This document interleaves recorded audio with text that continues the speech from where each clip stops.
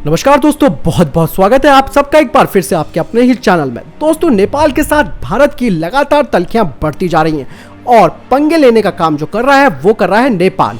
अब नेपाल ने दोस्तों यहाँ पर ऐसा काम किया है जो कि वाकई में आप समझ सकते हैं कि जो कि भारत को एक तरह से सीधी टक्कर देने की बात कही जा रही है। दरअसल भारत नेपाल के बीच नक्शा विवाद आप सबको मालूम है और उसको आईना दिखाया है यूएन ने उसकी इस मैप को मान्यता देने से साफ इनकार कर दिया। लेकिन इसके बाद भी नेपाल की तल्खियां और ज्यादा सख्त होती जा रही हैं। भारत विरोधी चाल वो हर बार चल रहा है। इस बार उसने अपने सशस्त्र पुलिस बल यानी कि एपीएफ के लिए धारचूला में एक बटालियन मुख्यालय बनाया है जो कि उत्तराखंड के धारचूला जिले की सीमाओं पर स्थित है। नेपाली कमांडेंट और प्रभारी नरेंद्र ने इसका कार्यभार भी संभाल लिया है। दरअसल नेपाल के इस कदम का मकसद धारचूला में काली नदी के साथ अपनी सीमा सुरक्षा को मजबूत करना है। इससे पहले उसने केवल एपीएफ की एक निजी कंपनी को जिले में तैनात किया था। नेपाल के कमांडेंट और प्रभारी नरेंद्र ने कहा है कि अधिक तैनाती के बाद अब बटालियन की ताकत भी यहाँ पर बढ़ाई जाएगी।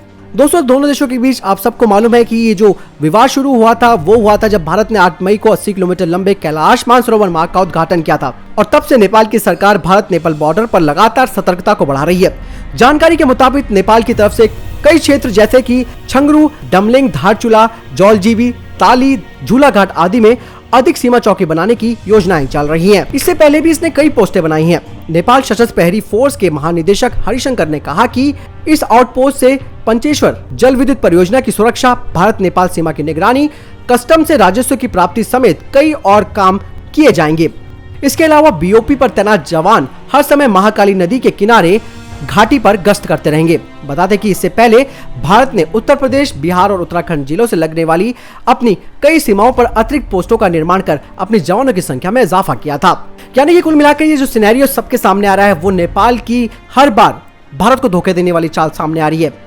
यही नहीं, चीन के खिलाफ तो नेपाल की आवाज बिल्कुल नहीं निकलती है, जबकि उसकी कई हेक्टेयर भूमि चीन निगल चुका है। लेकिन भारत के साथ तनातनी क्यों बढ़ा रहा है, ये एक सवाल है जो कि सबके मन में है और इसके पीछे जो हवा देने वाला कार्य है वो चीन कर रहा है। दोस्तों, अगर भारत की तरफ से नेपाल को दाना पानी बंद कर दिया जाए ना तो वाकई में नेपाल जो चीन के भरोसे इतना उठने की कोशिश कर रहा है ना वो बिल्कुल बैकफुट पर आ जाएगा और हर चीज का मोहताज हो जाएगा। आज भारत में करीबन 6 लाख से ज्यादा नेपाली जो कर्मी है वो काम कर रहे हैं।